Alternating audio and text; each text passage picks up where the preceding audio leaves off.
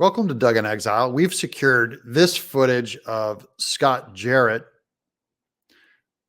I'll tell you what it means in a minute. This could be the smoking gun to the Kari Lake trial. Okay, first I'll set up kind of a before and after. This meeting at MTech occurred after Scott Jarrett potentially lied in court on December 21st, stating he did not have a clue how 19-inch ballot images could be printed on 20-inch paper. He said that under oath. That could be perjury. So then I look at Kari Lake's Twitter and she says, and just a few hours later, his entire story changed, but from the 21st to the 22nd in court. What did they say to elections director Jarrett in the 3-hour meeting at MTech? Something happened and his body language says it all. I'll get to the whole video clip in a second. Here's the Gateway pundit.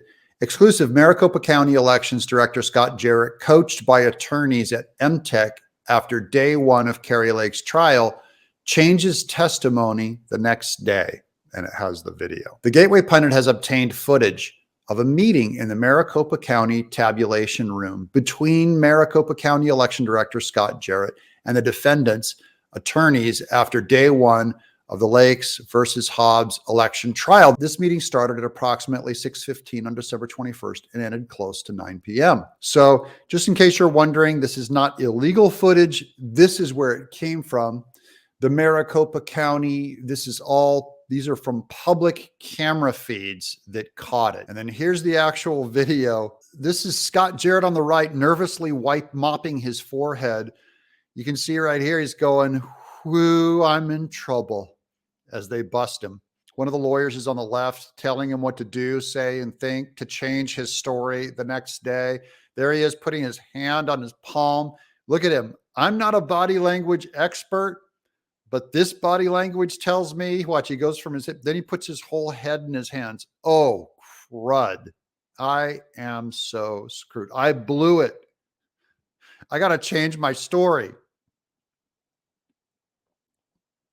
So next we have attorney Joseph LaRue appears to be sitting across from Jarrett and coaching him on what to say when he's called to stand the next day. It is unclear who the other individuals are. This is, of course, speculation because there's no audio with that video. The next day, Jarrett changed his testimony to state that he learned of a fit-to-paper issue a few days after Election Day that printed a slightly smaller image of a 20-inch image on the 20-inch paper ballot. Why didn't he say that the day before in court? That's what everyone is wondering. Scott Jarrett also stated Thursday that this printer setting that caused tabulators to fail, creating wait times as long as 4 hours for Election Day voters, was changed on Election Day. This would be on at least 30 machines across Maricopa County.